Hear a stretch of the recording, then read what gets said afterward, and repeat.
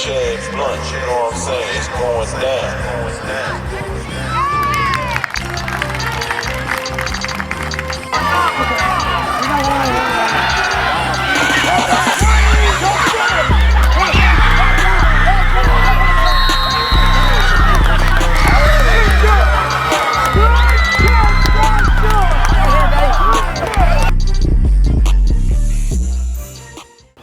All right, Coach Phil Clark, congratulations on being on the JS report this week. Congratulations on being on the Memphis Club Hall of Fame. And next for you, you're going to be in the Bartlett High School Hall of Fame because you are the GOAT of Bartlett High School. Well, Jonathan, thanks for having me. And this is the first time to do it, and I'm excited and looking forward to it.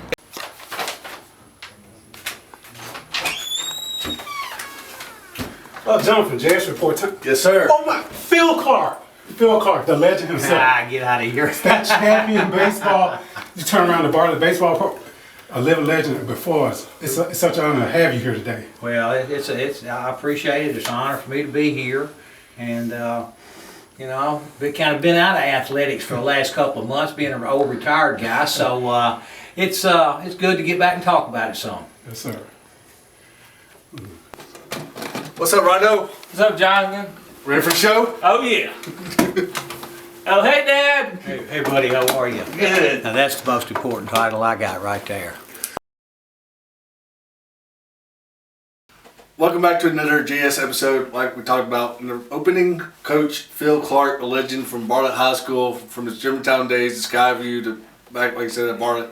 He is the GOAT of Bartlett High School, Mr. Phil Clark. Welcome to the JS report, Coach. Thank you, buddy. I appreciate you having me on. Coach, just talk about how crazy it's been the last couple of weeks for you. You got inducted into the Hall of Fame from Memphis. How's that feel? That's quite a group of people that I'm associated with, and it's humbling, and it's quite an honor to, like I said, to be with the Penny Hardaways and the Jerry Lawlers and Allie Prescotts and the people that were inducted this time, Hubie Brown as well. So it was a great night, and boom, stop it right there, Ryan. All right, yeah, so back to talking about that. You said you're inducted by some other members that, you know, Hubie Brown, Sylvester Ford was one of them too, Tamika Whitmore, former Memphis Tiger. Yeah, just how did you said it felt pretty good though, right? Yeah, it did. I mean, it was kind of funny. Coach Brewer from Northside, basketball coach over there for years, a legend.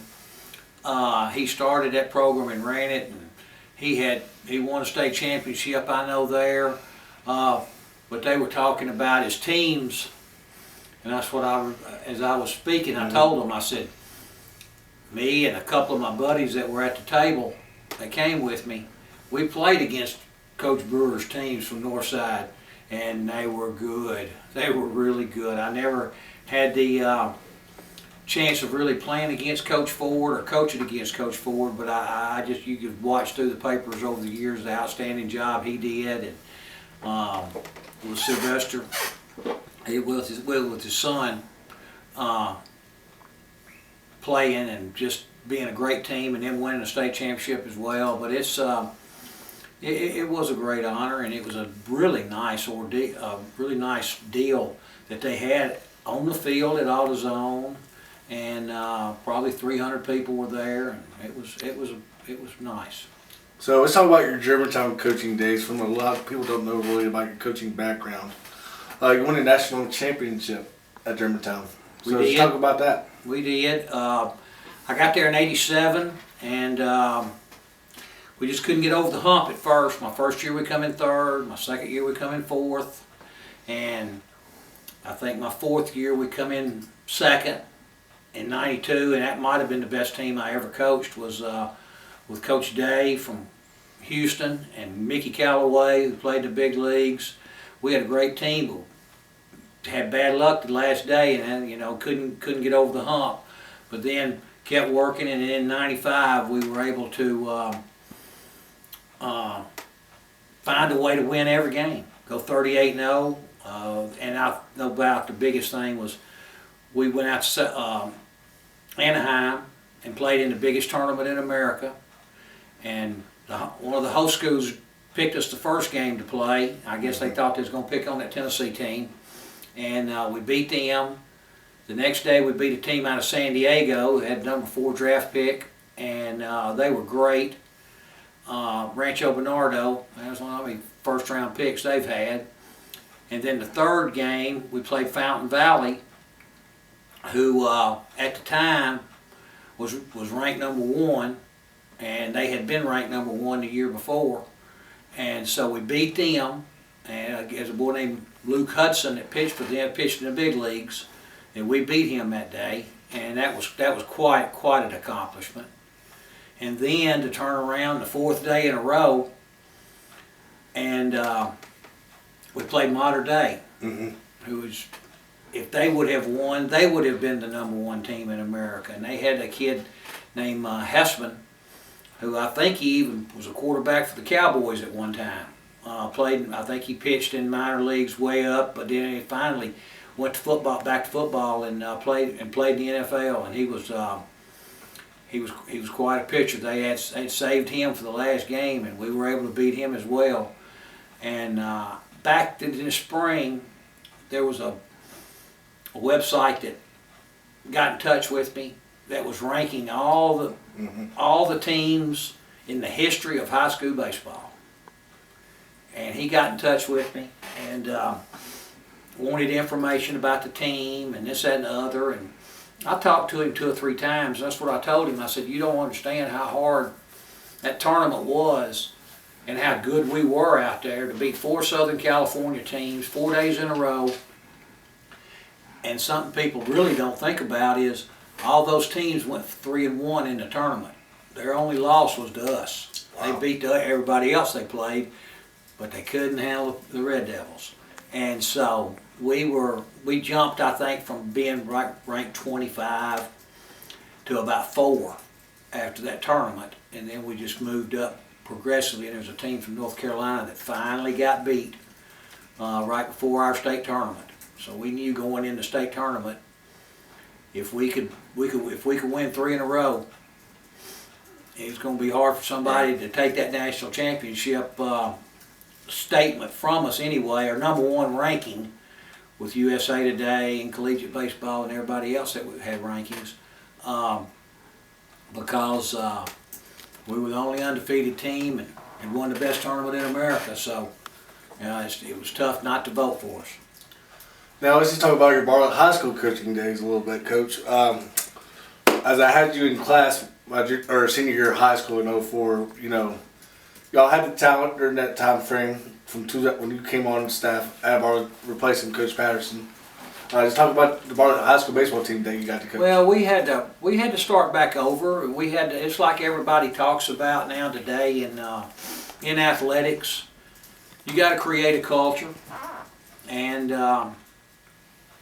I think we created our culture as much out on the track and in that weight room, all off season, never missing a day, and going hard at it every day.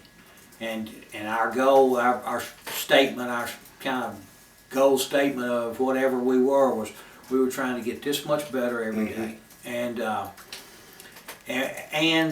I would flash it up there and ask them if they think Houston or Collierville or anybody else outworked us that day. Bolton, who was a big rival at that time, and Arlington as well. That was our thing. I said, did those guys outwork us today? And, sometimes I would say, I think they might have, because I don't think we had a great day today. But, that kind of started the process, and getting used to playing together, staying together during the summer and playing, trying to play as tough a schedule as you could play, even though you knew the record was going to take a beating, but it's just a game. If you lose, your sun's still going to come up the next day. But playing that, you got to get used to playing the best competition you can play to be prepared for any situation that's going to come up when the game really, really, really gets important. And so we did that. It took us a few years. The first 3 we didn't make the postseason. We were 1 game away 2 years in a row from making postseason. But then here we finally came, and was able to get over the hump. And the first year we got out of the district, we ended up getting to play for the state championship against Farragut, who beat us in the finals. But that was a great accomplishment for us. Father's Bartlett High School had ever been in over 100 years. You know, the Fathers had been in the state playoffs, so we felt good about that. And then we were able to come back the next year when these guys were a little bit. We lost a bunch of seniors with the Dane Sharps and Jordy Myers and Billy Ray Todds, Curtis Bramlett's. They were seniors that got us there. Right. And I know I'm going to forget some seniors, and I hate it that I did.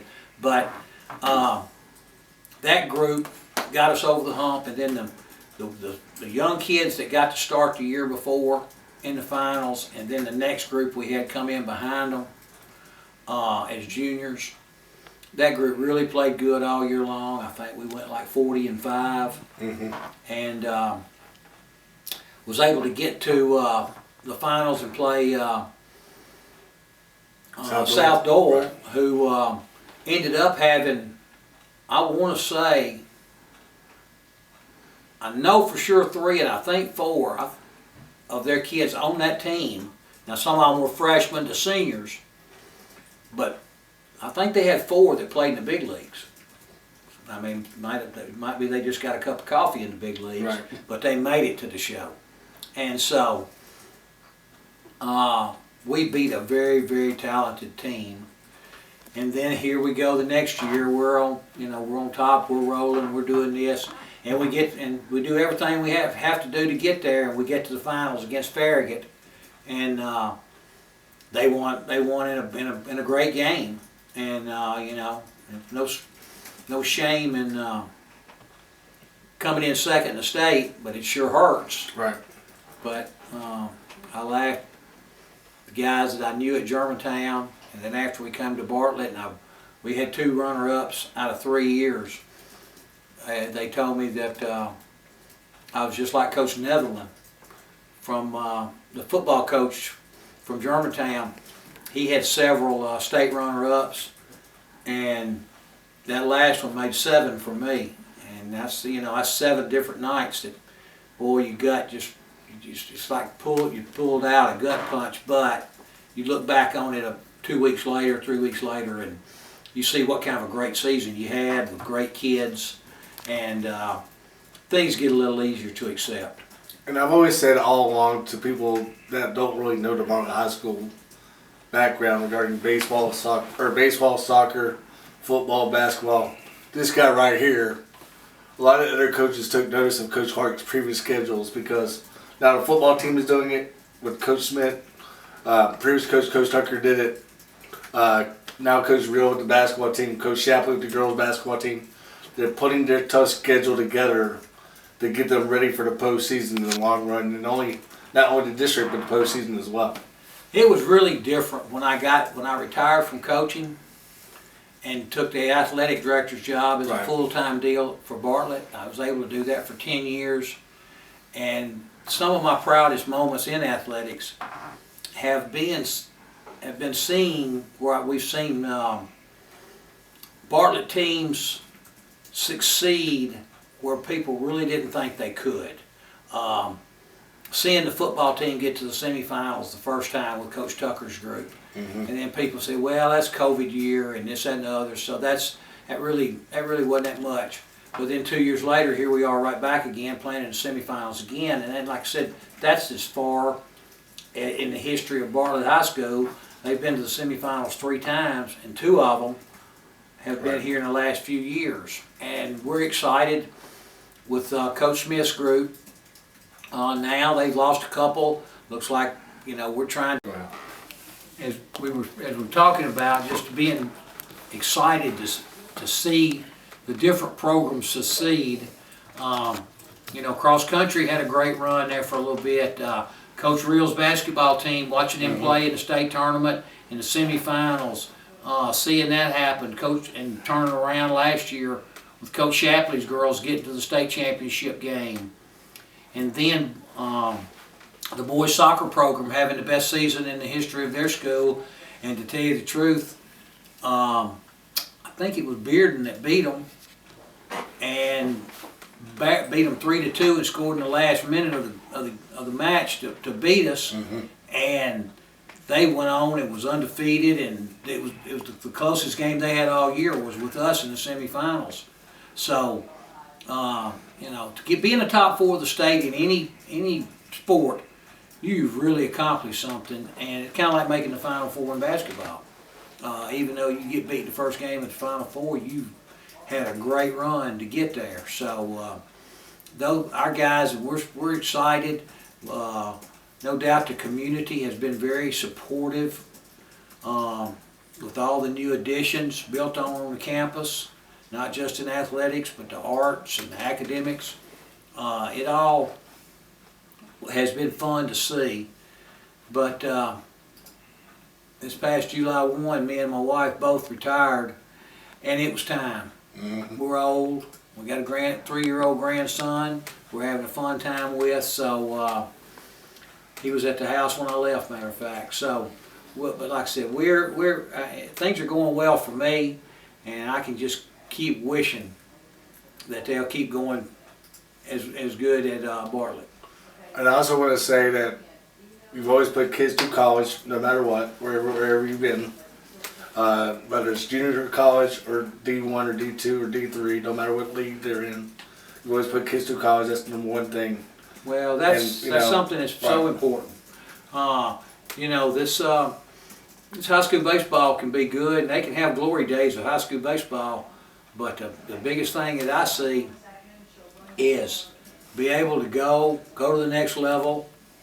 We always said, and through our workouts and all this, we want you to get there, but we also want you to be successful when you get to college. Not just be a part of the team. We want you to be one of the leaders of the team and be one of the people that steps up, that people look up to. And we've had that happen, and that's been exciting. But the main thing is get that degree. It'll stay with you the rest of your life, and nobody can ever take that from you. And I promise you this. My dad was a 42-year factory worker out there in Kimberly-Clark. And if I hadn't played baseball in college, I probably wouldn't have gone to college back in the 70s. And I know how important it was, and I remember my dad looking at me and saying, look, after I finished my eligibility, he said, how far are you from graduating? I said, I'm less than 1 year. He said, well, don't waste them 4 years that you've been in there and not get that degree. Get your tail back out there at Memphis and get those hours done and get your diploma. And if it hadn't, I wouldn't have coached. So, you know, my life has really changed because of that degree that I got at the University of Memphis. And it's something that I'm proud of. And like I said, it'll stay with me the rest of my life. And that's what I'm hoping these kids understand and figure out. All right, question for you. Who was the hardest, Coach Hop from Carterville or Coach Day and Coach Lane from Houston to prepare for? Or are they about even? Well, you knew when you're going against Coach Hopkins' group, the way that they played the game, they were going to pitch it like crazy. And they were going to scrap.